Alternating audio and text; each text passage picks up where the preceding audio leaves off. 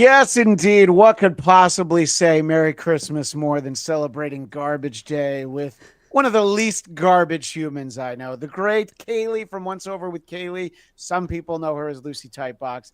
Cayley, thank you so much for being here for such a joyous festive occasion. Thank you so much for having me. And I am very happy to report that it is, in fact, my garbage day. We just missed the garbage trucks, so they won't be interrupting the stream. But, Well, I hope I topical. hope I hope Ricky wasn't hanging out in the street. I'd be worried for I, anyone I that haven't gone back out there, so we'll cross my fingers for the next well, exiting of the house. I hear tell it's very festive up there today. That there might have been 2 inches of freshly fallen snow on the ground. So I think Ricky's gonna stay indoors. It's a winter wonderland out there. Yes, it absolutely. And what better time could there be for it? So this is our second annual Silent Cast, Deadly Cast. Last year, I was joined with the great Carlos Danger, who I did invite to join you and I today, but he's up to his eyeballs in real work. It's very disappointing when people don't have time to, goof off and play TV show with me. But I'm glad that you made the time last year, and it was Bladtcast 573 for anybody who wants to find it. Not only did I talk to Carlos Danger, but we were joined by Armando Munoz, who did the official novelization of the book. Still available, disappearing on my camera, but hopefully still available for order. And it goes into greater detail about some of the characters like Mother Superior. And he came up with some new kills. So it is a fun book that I'm sure is still out there for people to check out. And Cayley, we talked last year about Silent Night, Deadly Night. And there's an amazing video out there of Quentin Tarantino who talks about how much he loves Silent Night, Deadly Night. Because, as many people know, he worked in a video store at one point. So he Hmm. probably had plenty of time to watch it. And it is not a high budget film. We're talking about the original. There's not a Shakespearean cast, but there is some charm and a lot of fun for this kind of horror movie, a slasher film, if you will, set at Christmas time. Are you in agreement on those comments? And again, we're only talking about part one for the moment. Yes, absolutely. So I think the part one has the campiness that we all know and love, and yet it brings me into Christmas. And that is really exciting. And obviously, there's other Christmas themed horror movies that came out before this one. So, Christmas Evil is a great one of those that is perhaps a little bit higher substance wise than the Yeah. Silent Night, Deadly Night series. But I think that Silent Night, Deadly Night is just the perfect amount of over the top, the weirdness of the horror genre that I love, and it makes me excited, and that's what I want in a movie. And as we covered last year when we talked about it, it didn't hurt that it was mired in controversy when it was first released. To the extent I had mentioned that they were going to talk about it on like Entertainment Tonight, which I'll use the same joke I used a year ago, which Entertainment Tonight, which my parents considered the news. Uh, they were about to talk about it, and I was forced to leave the room at the age of 8. Now I have a 9-year-old now, and I can certainly understand it. But boy, did that make me more interested in seeing what this movie was all about, as you can imagine, Kaylee. Absolutely. So, when's the first time you hear about it? That you're even aware that this is a movie? That's a great question. So, I did not get introduced to pretty much any Christmas movies until I was in my 20s. I grew up Jewish. Yes. I was aware of Christmas movies. I had heard of Frosty the Snowman, like I knew that that was a thing that existed. But because it wasn't a part of my childhood, it never became part of my nostalgia, a part of my yearly tradition. And so it wasn't until I was probably like 22 or 23, and my first ex-husband was like, "We got to watch some Christmas movies." And I was Yeah. like, "I don't even know what that means." And so he and I just sat down and watched like everything. And Silent Night, Deadly Night, part two specifically, was the one that I feel like I fell in love with so very much. And it's become part of my annual tradition at this point. So, almost 15 years of just loving the schlock. Yeah, no. Don't try and help people figure out how old you are, Kaylee. That's not what the internet is for, you know. It's By okay. the I'm way, really bad. I'm bad at math. I probably did that math wrong. you probably did that wrong. Which it's always a perfect time to mention that you're not only do you have your YouTube channel and your podcast one over with Kaylee, you are on OnlyFans for popsicle reviews and all sorts of other content. Well, it's Patreon, not OnlyFans. I think a lot Oh, of people wish that I was on OnlyFans, yeah, but yes, I do eat popsicles over on Patreon. right. Almost just as sexy.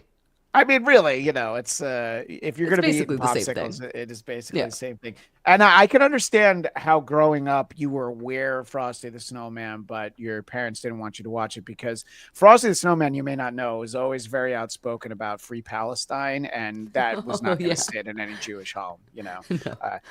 He's like, well, where do you think the magic came from? The magic hat. That's such an interesting way to do it, and I've met look, I live in Los Angeles. I've met plenty of Jewish people that grew up without ever having seen any, and there's some that are far older than either you or I. They're like, well, no, why would I watch them? And I'm like, okay, look, I understand where they're coming from, but it's like there are some great films, It's the in best. And now I'm like in love with them. Like every year I get yeah, so excited about Christmas movies. You can see I have my red and green eye makeup on because I'm in the yes, Christmas spirit. I have one of my many Christmas sweaters on, which is my Friday the 13th Christmas sweater because tomorrow is Friday the 13th and it's Friday the 13th in December. Very it's exciting. right, It's the holiday exactly, season. and Look at and me. I I'm I'm excited. I'm celebrating with my it's a sweatshirt, but with my Alice Cooper Christmas garb, which Yeah. we as we were talking before we started, big crossover Friday the 13th Part 6 between Alice Yep. Cooper and Jason Voorhees.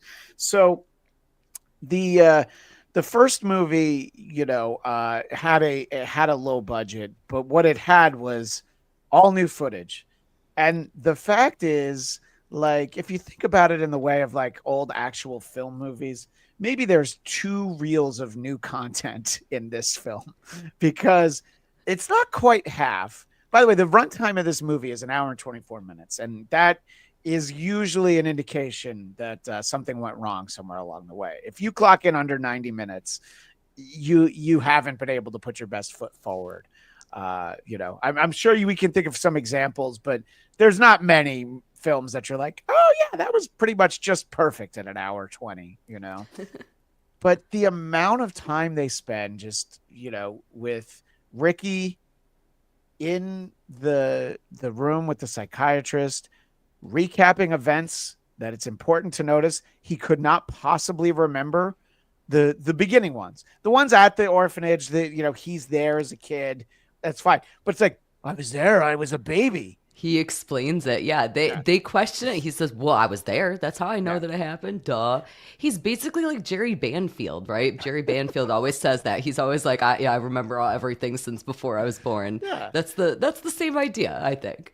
It is basically the same idea, and it's I would say that again, in so many ways, this is a pale comparison to I was trading messages with I guess it seems like it's one of your followers on Twitter who said that they've never seen the second one, but they had watched the first one and they thought it was garbage, and I said that the original is a Hitchcockian classic compared to part two. It's like the Citizen Kane of Christmas movies compared to part two.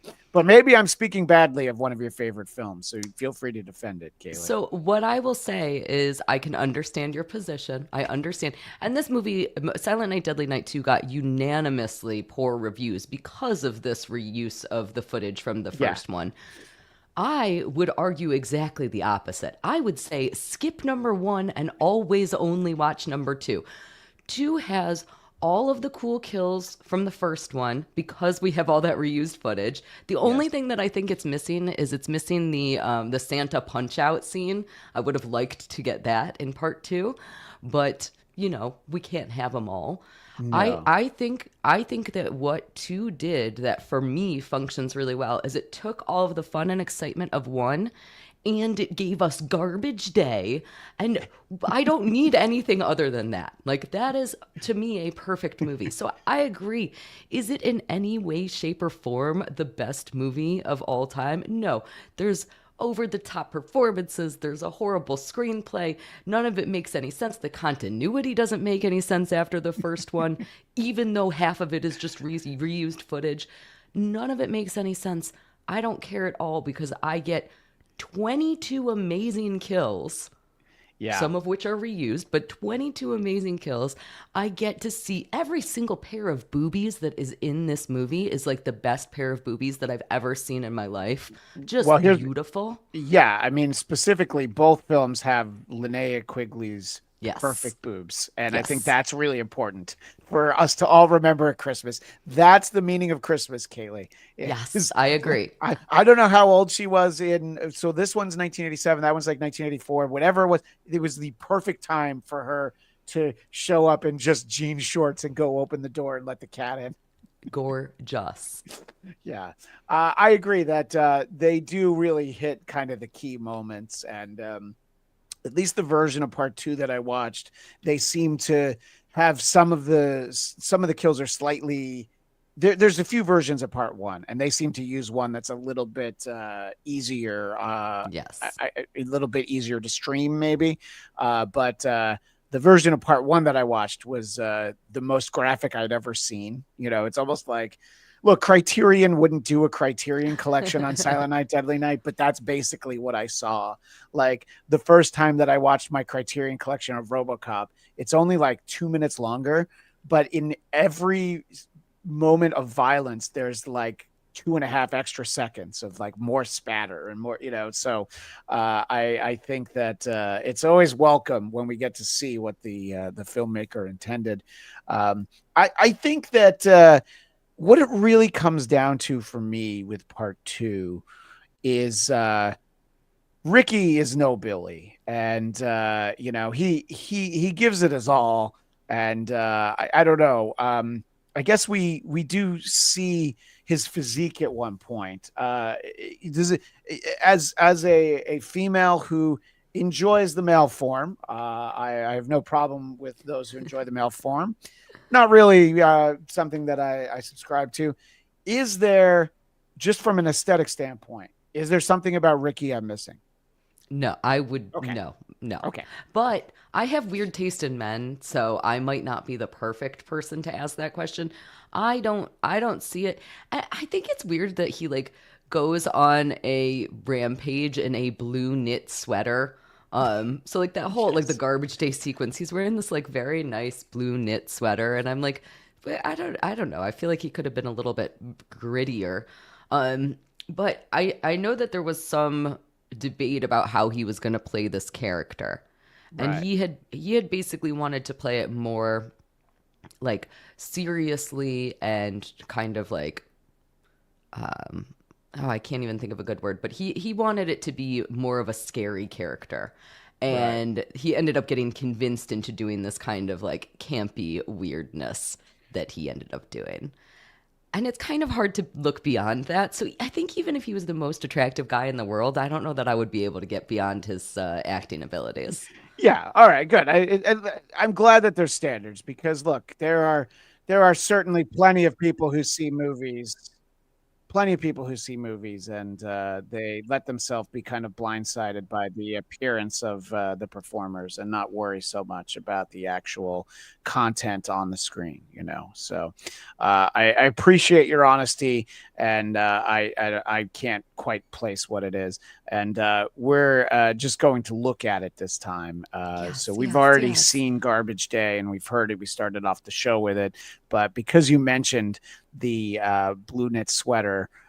It is interesting because this film is clearly filmed in Southern California, and Yeah. regardless of what time, as I was talking to you earlier, and I said it's a chilly 57 degrees today. You don't really need that sweater, No. but there he is with it all the same, and I find that it's fun, but boy, it takes a while to get going, and I at least you get to relive the original film. And I guess it coming out in 1987, there is something to be said about the fact that, yes, of course, the home video market was huge at this point, but not everyone in 1987 had a VCR. So it was like, well, let's just show them again, whether they saw it or not, and it'll pad out our rich running time of an hour and 24 minutes or whatever it is, But and I understand it from a budget standpoint, logistics. It is just more. I guess I'm greedy, Cayley. I think that I expect more. I expect Well, to and I see more. definitely understand that we got a half a film at best with this Yes. movie. And I will completely acknowledge that that means that it is a worse movie than the first one. Yes. However, I never rewatch the first one, and I rewatch the second one every year. And every single week when I bring out my garbage, I go, garbage day, every single week. And I will do that for my entire life. So this movie clearly had an impact on me Yeah, our visual audience is seeing the trailer right now, and the first 30 seconds of the trailer is also from the first from the film. first And movie. then there are some things like the garbage day, in there. And I'm sharing this from YouTube, so I have concerns about some of the violence being depicted. But I'm like, this video is on YouTube, so what is YouTube going to say to me for sharing something from their own platform? And obviously everybody should own, a physical media copy of this. I'm sure the Blu-ray has lots of extras. One of these years we'll talk Silent Night, Deadly Night with our buddy Husey. You know how he feels about physical media, Cayley. He loves it. Yeah, and On his what is it, 7 foot by 9 foot he television doesn't screen? he doesn't like to brag about the home cinema. No. Okay. All right. I'm Um, sorry. That was so rude of me. One of the things that the looking at the trailer reminded me that I think it's a great place to start. This film has footage of Mother Superior from part one, and then spoiler for people who are not as well versed in part two. So we have Mother Superior played by Lillian Chauvin in the first one, and then in this, she's played by an actress named Jean Miller. And it seems to be the only reason why they have her face disfigured is hoping that people didn't notice that it was a Won't different notice. actress. That's Yeah. so I mean, funny. that has to be it, right, Kaylee?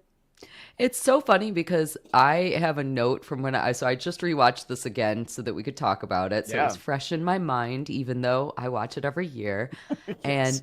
I have a note to myself that says, but wait, why is her face so Yeah. disfigured? Like, I don't even understand what I was going to happened ask you, here. do they say that the orphanage burned down? Because I don't think they do. They So that say was that the only. the Okay. I think that they do once very quickly. But then other times they say that it closed. Yeah. So it's very, and it doesn't look like burn scarring. Like none of her face being disfigured looks or makes any sense.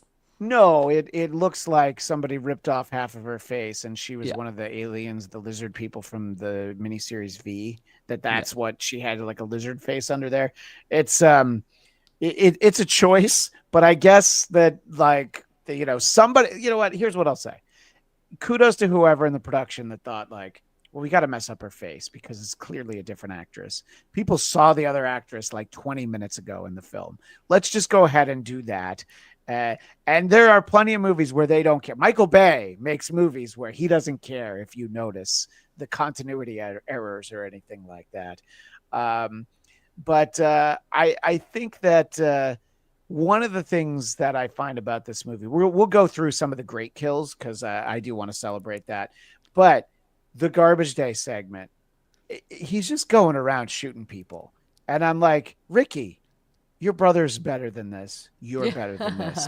Dude, grab an axe, something. You're just walking around shooting people with a blue sweater on. Well, I find that to be a little bit of a bummer, Kaylee. it's even more incoherent than that because do you remember how he gets the gun? So he gets the gun because a cop is trying to stop him. He Yes. strangles somebody and then a cop is trying to stop him. He grabs the cop's gun And then, okay, so the cop is holding the gun like this. He tries to grab it, and then he shoots the cop, which would mean that the gun would go like this. But instead, when he shoots the cop, it's like this. It's Yeah. the continuity of it makes absolutely no And sense at all. But that's how he ends up with the gun. And so I feel like at that point, I'm already in like dream sequence land. And then I get the garbage day stuff. And I'm yeah. like, yes. Like for me, even though for me, its lack of functionality is what makes it function so well. By the way, rewatching this, that was I didn't quite remember exactly how that happened. This was definitely a laugh out loud moment when he does get the gun away, and just the way that it gets the perfect circle, like basically a third eye for the police Yes. officer. And I actually laughed out loud. And by the way, I think it's worth mentioning for those of you who perhaps don't celebrate physical media, this is available on Amazon Prime for free, and it's also, I think it's on Tubi. It's on a number of sites. I think you have to watch commercials, but it's not edited. It just has commercials, so it's going to be just as graphic. So if Just as if many I boobies. yeah, well, yeah, you know what? I think that's an important point. Yeah, and I mean, Ricky gets a girlfriend in this story, which is something that Billy never managed to do. Yeah. But you know what? I think that taking her to the movies is really where it all starts to unravel, right, Kaylee? Of course it is. Because it's there's nothing worse than being on a date with a girl at the movie theater, and there's someone being unruly, and you're like, I yeah, I don't think I don't really want to speak up, and I don't want to make any trouble. And honestly, any girl that I was ever with wasn't going to want me to make trouble. But you just feel like, and look, I don't know that I feel like that actual instance doesn't happen. The you got a problem? They're just singing at the movie theater screen. But it is one of the more fun sequences in the film. Is Ricky just disappears, the other guy slides in, and then before you know it, some random other guy is face up in his popcorn. I when he like slides down and you kind of like Yeah, see popcorn and yeah. legs fly up in the air, I'm like, it's a clever visual. Yeah, for some people, Christmas begins when they see Santa in the Macy's Thanksgiving Day Parade. But for Cayley, it's when that guy's feet go up in the air and there's popcorn everywhere. That's when that might as well be Jingle Bells for you. I love it. I love it.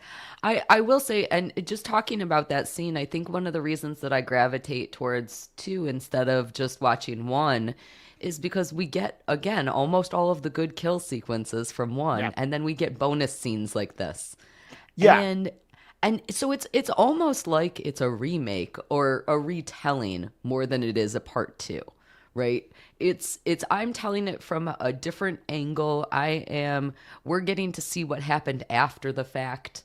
But still to the same family. And boy, oh boy, was this family fucked up by Santa Claus. Like, there has never been a family that has been so impacted by Santa Claus as this one, I feel. yeah. And he has. By the way, a nice touch that Ricky is adopted by a Jewish family, so that they Oh don't have my to God, worry I about loved it. Christmas. I loved it. So and I'm just like, oh, what's he gonna say? It's like he's like, I was adopted by the Rosenbergs. I'm like, all right, what are you gonna say? And then he's like, they didn't have to worry about Christmas. I'm like, all right, that was a respectful way to say it. It Um, was so good. I thought that was so clever. And honestly, that is a clever plot device. Like, we yeah, know that he has to, so the orphanage is gone, be it burned down or closed or whatever the hell happened to the orphanage. So he has to go somewhere. yeah. And everything else is traumatic to him because now his parents were killed by a Santa Claus and his brother went on a Santa Claus related rampage. So, like, he can't have Santa. So No, there, yeah. come to this side, come to the Jewish side. Right, exactly. Because there's nothing to get that upset about, unless he grew up in a household where they made him watch that Adam Sandler Eight Crazy Nights movie. Then I could see Yeah, a rampage starting. yeah. But it is a good that you know what here I'll give credit. That's good storytelling to figure out like, oh, he had a few normal years because he doesn't have to flip out about Christmas. you know but There's something very reminiscent, and it felt very familiar when he's with his adopted mom and he's freaking out, and she's like, "Can't you see I'm talking?" It's like, Yeah. yeah, but I'm this. They had already told you your kid had some problems, Yeah. but yeah. So I thought that they did a good job with that, and I think that I'm just I see I had what I thought was a list of all the kills ready to go, but what it has is it's like the kill count and it says who dies, so I wanted to run through it, but let me ask you this way, Kaylee, as I find what I was looking at earlier. Do you have a favorite? And we're talking about the new kills for part two. Okay. Yes. So I yeah. I think that it's hard to say because I do have a couple of favorites. I'm a big fan of Umbrella Kill. I think Yes. that that is just succinct and beautiful. And, he sees people, he almost becomes like a Robin Hood sort of figure, right? He doesn't like it when people are doing wrong to others, when people are being naughty, when they're going on the naughty list. Ricky is really becoming this like vigilante justice sort of guy in the worst of ways, which I guess really is basically what Santa is. Um, so he hears people doing bad stuff. He grabs a guy by the neck, pushes him up against the wall, and then he takes an umbrella and impales him with it, and then the Yeah. umbrella opens on the other end. And I And think it's beautiful. the umbrella opening is what absolutely makes that. And by the way, according to the Silent Night Deadly Night wiki, which I'm about to open, that character's name is Rocco, and Ah, he of doesn't look at course. all like our mutual friend Rocco, No, but that's very but he does bizarre. he does seem like a Rocco, I He guess, because does. he's shaking a guy down who owes him money. Yeah. Uh, and we had already referenced unnamed movie patron. I did like the guy who got run over repeatedly by the Jeep Yes. because the girl was like, "Thank you." Usually, Yes. like in part one, the girl who's about to be raped in the back room of the toy store, she freaks out. It's like, he did it for you, and now because you're mean to him, he's gonna choke you with the lights. Which that's also in part two. So I guess I don't have to say which movie it Well, happened in because it's in both. okay, so I will say something. I do think that there is a difference between Billy and Ricky and not just in their acting styles. I think that Ricky is perhaps from his years in Judaism, a little bit more focused on morality than Billy was. I think that Billy was extremely, extremely triggered by people who were having like romantic situations. So, like, Yeah, anytime that people were making out, he was the stereotypical slasher killer. You have sex, you get murdered. In many ways. That's a little bit of an oversimplification, but in many ways. For me, Ricky, I think, becomes a little bit more he starts to question morality. He starts to say, "Hey, is this good or is this bad?" So I thought for this dude getting run over scene, I thought that it was kind of because the girl could tell that there was never a threat when it came to Ricky, right. whereas Billy was still questionable even in those. I don't know. No, I Does that think it's make a good sense? point. No, it perfectly makes sense because the example that I'm going to use is there's the interaction that Ricky has with the little girl who just says thank you, and Yes. and it's uh, She's you not know, naughty. She doesn't get she killed. right, exactly. So she's a good person. He's able to kind of quantify that. It's there's there is obviously the Dexter quality of a bad person doing bad things to bad people. Shout out to my nerds who are big fans of the Bladtcast. The character of the Punisher, who's in a couple of good movies, a couple of bad ones, and a great Netflix series. He usually just kills drug dealers. So really, like rooms filled with drug dealers, and it's like, all right, what's the problem? Yeah. It's fine. These are bad people. So I agree with you. I think that it was for Billy, it was more, I'm going to kill everyone. Yeah. And Ricky's like, well, no, Now, it's obviously, it diverts sometimes because, again, during the garbage day scene, he's just killing random people on the street. Somebody comes okay. out of That's their a house great to see point. what the commotion is. But I think that overall, they kind of tried to lean into this idea of Santa Claus decides who's naughty and who's nice. Yeah. Let's make Ricky that character as well.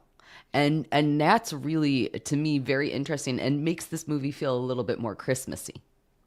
If they had made this movie maybe even 5 years later, what they could have done is the guy who puts out his trash, Ricky could notice that he didn't separate out his recycling. Recycling. And that's naughty because, obviously Santa wants the earth to be green and clear and clean and all that. So maybe that, maybe that didn't quite make it into the final cut, but he dropped a glass bottle in there and he didn't separate it. So Ricky's like, You're describing garbage day. you're describing half of the plot of Serial Mom right now. I've never seen Serial Mom. Is that really? Oh my Yes. gosh. Yeah. We'll visit with some of these other names. So the guy who gets electrocuted, who is Jennifer's ex, his name is Chip. What's that? That's a Chip. cool one too. What's that? But yeah, the electric. Yeah, that was another one where I'm like, oh, this is very inventive. But like, I laughed, but in the way where I'm enjoying it. A lot of times in movies like this, if I'm Yes. laughing, it's because something's bad. But I'm like, this is pretty great. I that was another one that was up there. And again, I know I'm kind of belaboring this point, but this is why I like two better than I like one because Sure. I got all the good stuff from one and then I got these additional bonus ones. And my other favorite kill is low down on this list probably. So maybe you want to talk Oh, about a okay. couple others of your favorite? Yeah, I think these might actually be in order. So we talked about the police officer. The car that explodes. That was pretty great, actually. Yeah. That was, again, you know what? This is where they're dealing with, he's got his morality, but what they're highlighting is how he gets set off by the color red, which I feel like was a plot device when they needed it to be, but other times it kind of went by the wayside. You know what I mean, Cayley? Yeah, this psychiatrist is writing down red car. Yeah. Like that is so cheesy and hokey, but Yeah. it's funny. I like I it. know. And then he goes, oh, what's that? Red car. You're so close to figuring me out, Doc. Yeah. Which I somehow that voice turned into Mark Hamill as the Joker, but it's all right. It's crazy as crazy does. But yeah, that car that blows up is one.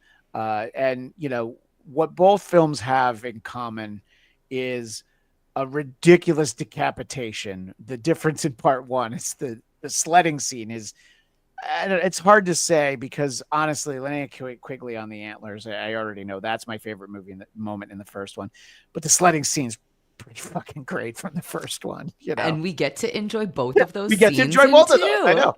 So, but then this one has, Mother Superior is just sitting there, and it's like, oh yeah, we didn't actually see it happen, but oh no, there's her head. Oh my dear Lord, there goes her head. Which one were you thinking was your favorite? It might not have been on that list. So I actually really like this is a little bit silly, but I really like when Ricky kills the psychiatrist, when he kills the doctor. Okay. Yeah. So what he does is he takes the doctor is audio recording everything that he's doing, so he's Yeah. recording everything on tape, and Ricky takes the tape and strangles him with it. And it is a not particularly exciting kill, but the Yeah. thing that I am so interested in with that kill is that all of these one of the reasons that we like horror films is because we like voyeurism, because we like to watch, because we like to listen, because we're interested in these sort of things. So whenever you have one character recording another character in a movie, I'm always very interested in that. And they actually make a fair amount of commentary about these tape recordings throughout the movie. At one point, Ricky looks at the tape recorder and he's like, so that's me.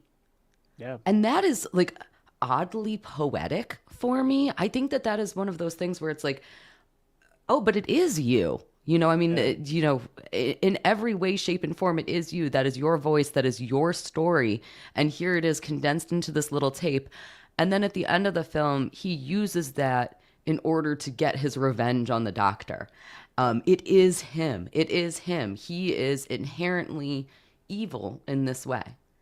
And And it's very beautiful for me. Well, I was going to say it's a perfect example of how you can find sort of these poetic moments, even in Silent Night, Deadly Night Part Two, because the guy is indeed. The guy's trying to get him with that tape. And, Dr. Bloom is like drenched in sweat at one point, which, that's when he starts to realize. And I like, he's got the handkerchief with the red print on it. He's like, ooh, I better put that away. And, he didn't get away though, did he, Cayley? No.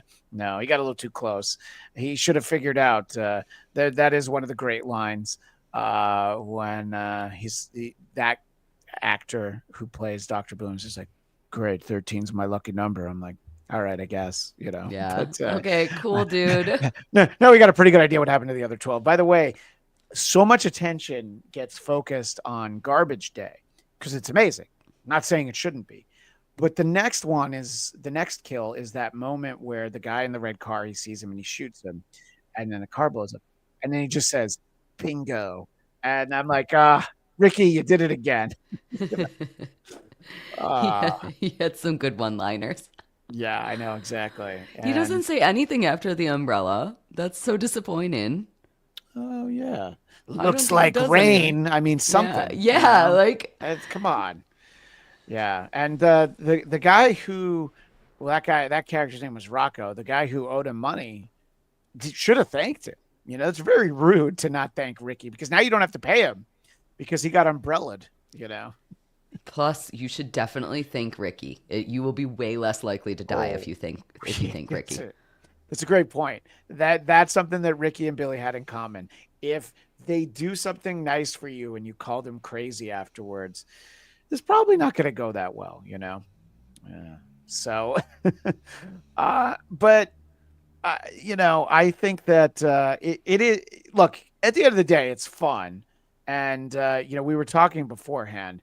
I've still never seen the third one, which is called Better Watch Out.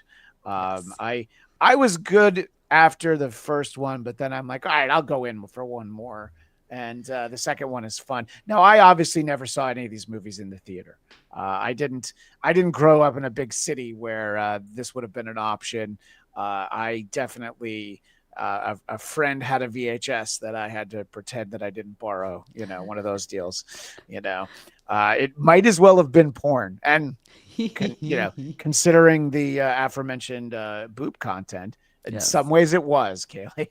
But and you were surprised that we were talking that there's actually 6 of these. Yeah. The sixth one is kind of like a reboot, sort of reimagining, but it is considered part of the series. But you didn't even know about the Mickey Rooney toy shop No, one or that's toy the one that maker. I knew. That okay, Okay, that's 3? that's 5. Oh, okay. So then I did know about that one. I've seen Okay, so then I must have seen 3 and 5. I know I've seen 3. Who knows? Who knows So even? part 4 is called Initiation, and it That doesn't deviates. sound familiar at all. Yeah, I'm going to read the summary. This is from Wikipedia.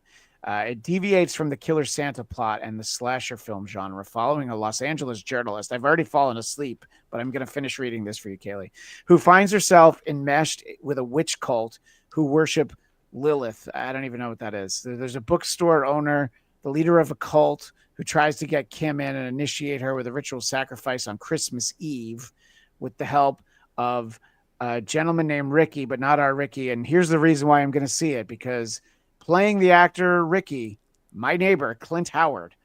So I will definitely see part 4 at some point. I'm mapping out the next couple Christmases here on the Bladtcast, Cayley. So part 3 you've seen, part 5 you've seen. So we've got some ground to cover, but it deviates from the sort of the convention of it, and we'll get back to talking about Sound Night, Dead Night Part 2. But it makes me feel like I should ask the question: what are your thoughts on Halloween 3: Season of the Witch? Because as a standalone, not branded Halloween, I think it's a great horror movie.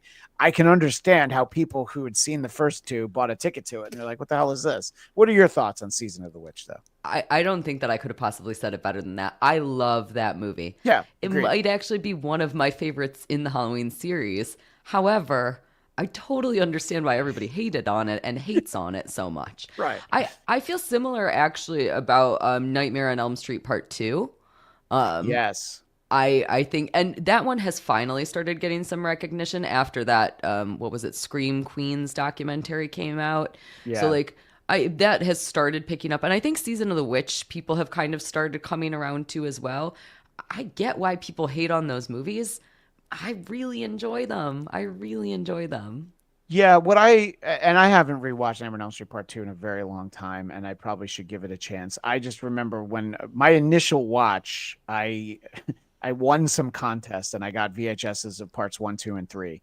And I was probably too young to have entered the contest because I feel like I was like 13 or something. So I watched all three of them, and what I didn't like about 2 is it just Freddy in the real world. Oh, I like him in the dream world. But look, kudos to them for trying something different.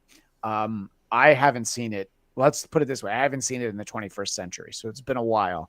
I should probably do a rewatch on that. You From what should. you're saying, I would Cayley. recommend it. You should All come. right. We should review it. You want to come over and join me on my channel? I would definitely like to talk about that over there on Once Over with Cayley, and people can dig around and find the Train Spotting episode that I Yeah. did with you. We haven't done another one, and I feel like I'm due to invite myself back over to talk about I'm something. inviting you. I think it would Okay. be super fun. I'm going to force you to watch Nightmare on Elm Street Oh, too. We're going to talk all perfect. about it. It's the gayest of the Nightmare on Elm Streets by far, so you will love it. Should we ask our mutual friend Carl to join us if Probably. it's gay? Yeah, yeah. No, that's all right. We don't need him. That's fine.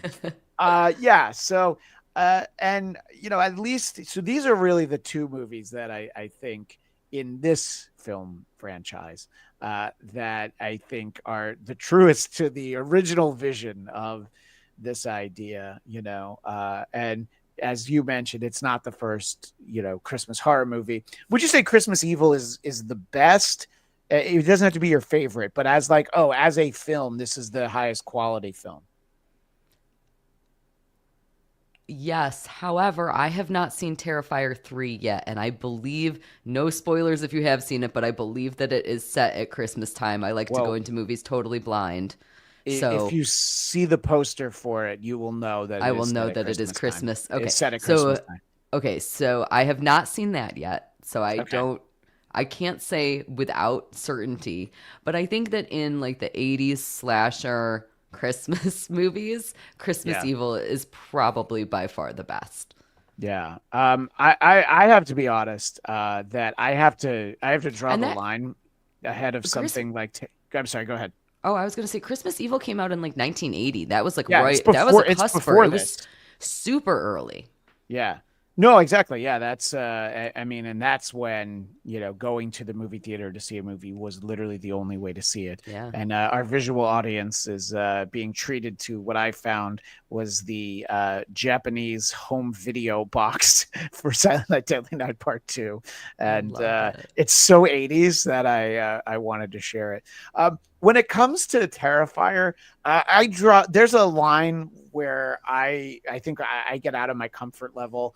I'm not big on the Saws and the Hostels, and that's so much more. And I'm just like, I love the story behind the guy who created Terrifier, and he's made those movies himself, and he's made so much money, and he's stuck to his vision. I've heard interviews with him.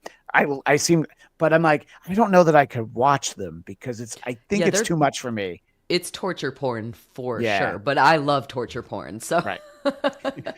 Well, it's some would say disgusting. that, yeah, some would say in Kaylee's mind, torture porn is the only kind of porn. But Yes. yeah, Yes. that's not necessarily where we all are. But there's a part of me that's intrigued, but I don't know. I'd need a edited for TBS version. One of those. It's like 40 minutes. Maybe I can watch it. You need to watch the airplane version. Just Yes, there find you it go. streaming on an airplane. Find the That's the We're taking equivalent now of the we're made for taking TV version. we're taking a trip after Christmas, and I will ask, excuse me, do you have You have Terrifier Terrifier. 3?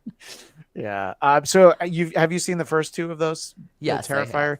Yeah. And so yes, torture porn, but incredibly well done, right? I mean, Well, what's the I mean, clown's name in those movies? Art. Art's Art. the Yeah, yeah. clown. Art the clown. Um, so I actually did a review of Terrifier 2, which is my preference of. I tend to like the second installment of movie series, Nightmare on Elm oddly Street enough. Yeah, and yeah, Saturday Night, Deadly Night. Do you like yeah. Halloween 2 better than Halloween 1? No, that's Okay. insanity. What are That you would be that. crazy? Yeah. Yeah, I'd that have would to say be goodbye now yeah. if that was your answer. It was a little test. Um, Anyway, finish your thought. I'm sorry. so I did a review of Terrifier 2 over at Once Over with Cayley, and I definitely have criticisms of that movie. I actually think that the gore in that movie is what makes it, as opposed to the plot line. I think that there are issues with the plot line. So if you don't like gore, that movie is not for you, in my Yeah. opinion.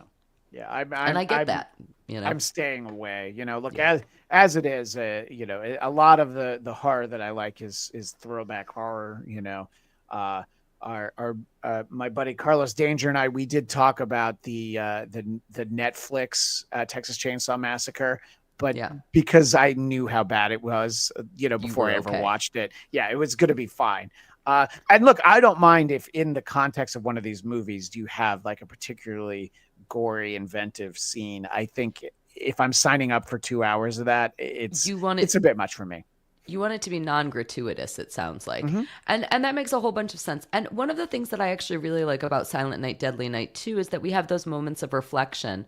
And I always like to think about the moments of reflection in the particularly gory movies. The example that I always give of that is I have this memory. I cannot find this version of the movie, so I can't actually prove myself right about this. But I believe that in one of the many, many, many, many, many, many, many versions of Last House on the Left, there Mm-hmm. is a moment where Krug is washing his hands off after killing somebody. And he's looking at his hands and reflecting at them. And he's just kind of turning them over and looking at them back and forth. And it is a really it's a stunning moment because you don't think about him as having a heart. You don't Right. think about somebody that is that evil as, having any sort of soul, any sort of emotion, any sort of want to do something different or to care about the fact that they've done something horrific. And I do feel like we get that in Silent Night, Deadly Night too. I think that when Ricky is asking questions like, is this tape me? I think that that's both a childish, naive question, and it's also both a trying to understand the depths of his own mind. And I'm probably reading way too much No, into that. I don't think that they put half that much thought into it when they were making this movie. no, But to me, that's where I go. And that's what I love about the voyeurism of movies yeah, but there's also no accident that he kills the psychiatrist with the tape. You know with what the I mean? tape. Yeah. Yeah, I mean it is. I'll go so far as to say it's ingenious. Yes. To circle back on one point for Silent Night, Deadly Night Part Two. So he meets this girl, and everything does seem to be going very well. This Jennifer girl, who for some reason signed a headshot to him that I don't quite. I look, when I was in high school, girls would give me like their class photo from Yes. that year, and they'd like write something on the back. But and I've lived in Los Angeles for 21 years now. No one's ever given me a headshot, Cayley. That's what I'm trying to say, signed or otherwise. You I'm going to know. start handing out headshots. Yeah. Well, maybe it's because I don't run a dry cleaners and I Yeah. don't have like a wall. If only I had a wall to put up headshots. So anyway, that isn't even the point. I was just as I was talking, I was like, hey, that's really funny that she gets a headshot. I mean, he gets a headshot of her. So when he's doing his narration, he was like, it was my first time and I thought it was hers too. When he found out that she'd been with this guy at all, she was already dead, right? Even if she hadn't freaked out for the when Yeah. he electrocuted Chip, what's that? With the car battery, right? She was dead no matter what. I think so. I think you're right Yeah. about that. Yeah. So it's sad because he's got this sense of morality, and look, I guess he grew up in the orphanage run by nuns. So he's like, sex is okay, but you have to be a good person. You have to be pure. So, I think that a lot of people that would have gone to see this movie in the theater would have been ruled out from Ricky's judgment. I love talking about this film series. I love talking about this film, and I'm glad you like this so much. I actually didn't know how you felt about this film. I just knew that you were who I wanted to talk to about it, and I'm glad to hear how much you enjoy it. Is there anything that we haven't touched on? You did a rewatch. I did a rewatch. I feel like we've checked off a lot of boxes, but is there one thing that you're like, oh, I really want to make this one point about Silent Well, Deadly Night Part 2? you did start mentioning before we started streaming here, you mentioned something that I didn't know, which was the release date of the movie. So I want to hear Oh, more info about I'm that. I'm so glad yeah, I'm glad that you do a better job of show prep than I do. This was shocking to me that this film was released April 10th, 1987. And uh you're going to be a part of a future episode where we talk about very clearly Die Hard as a Christmas movie. The anti Die Hard being a Christmas movie people make a case about the fact that it was released in the summer. And don't worry, I have points that will counteract that, but that's for that episode. I have tremendous points, in all honesty. But uh, so this means Silent Night Part 2 is not a Christmas movie by those people's definition. And what could be more Christmassy than a murdering rampage where sometimes he looks like Santa, but mostly he looks like, he's from Life Aquatic with Team with Steve Zissou. He's sort of dressed like that. But yeah, that's such a strange thing because look, there has to be one reason for that and one reason only, Cayley. They couldn't finish it in time for Christmas. Does that seem to make sense? I think that you're totally right. That could be the only reason. And they didn't want to wait. There was some reason to not wait. You brought up a good point though, which is what makes a criteria for something to be a Christmas movie. Yes. I recently learned that one of my friends measures Christmas movies only by one criteria. Does it have Santa? Then it's a Christmas movie. Oh, well, Jesus, Which this is is a the Christmas movie. dumbest. That's the dumbest criteria of all time. Yeah. I'm pretty sure that means that Christmas Vacation is not a Christmas movie. I, Like I, there, it's I does crazy. Santa show up in It's a Wonderful Life? I think maybe Mr. Potter dresses up as Santa, but I don't think Santa's in that movie. That movie's a colossal failure, by the way, when it was released. It's a Wonderful Life. Uh, also, I believe not released at Christmas, but that's not my point for that. That's not the movie that I use as an example. That is a crazy way to look at it because um, there are so many movies that are clearly Christmas movies. And even if you look at the Christmas specials, they're not Yep. all about Santa. Now, to be fair, Santa does show up in Frosty the Snowman. Yeah, seemed like some lazy storytelling for them. That it's like, Santa will fix everything. Like, all right, he could have helped Frosty become his own snowman and figure it out. But that is wild. Yeah, But that's a crazy a criteria, right? lot of the ones that you think of, but yeah, Christmas Vacation, I think doesn't have Santa in it, does On it? the other hand, though, I have to say I don't agree with him, Yeah, but we all debate every single year. We all debate about what's a Christmas movie and what isn't a Christmas movie. And if you have simple criteria, then we can all agree and we don't have to debate anymore. And that's so true. he's right to make a simple criteria. He's just wrong about what his criteria are. Yes. Yeah, I think so. Yeah. And yeah, there probably are a lot of movies where there is like a Santa somewhere and it's like, so does the character Santa have to be in there? Because Chevy Chase has a Santa hat on in Christmas Vacation. And uh, you know, Chevy, of course, being on a lot of people's naughty list, but that's neither here nor there. Oh Uh, no, watch out for Ricky. yeah, that's right. Watch out, Chevy. Ooh. So I was trying to figure out why it was released as you were talking. I was, of course, listening, but I was trying to figure out. And so on the DVD's commentary, the filmmakers say they were paid a dismal amount of money to make the film. Originally, they were told to re edit the first film and pass it off as either a sequel or a re release. And the director, his name is Lee Harry, said he demanded a new film be shot, though he did not have the budget to create an entirely new story, thus the Hmm. like 35 or so minutes of earlier stuff. And So also the actor Eric Freeman he's in a specific commentary, the 2018 Scream Factory Blu-ray Yes. release. I would like to hear that one. I feel like you've heard that one from. Well, they couldn't find him for a while. He was one of those Oh, I guys, see. actually similar to Nightmare on Elm Street too. They couldn't find that guy for a while either. Oh, wow. Yeah, they couldn't find him for a while, so they finally got him to do that Scream Factory one, which was great, amazing. So, interestingly, by the way, the home video release was in September of 1987. So they're missing the mark twice in the same year. Like, put the VHS out at Christmas time. And if you want to put it out November 1st, that's fine. But September, there's no world in which September is Christmas time.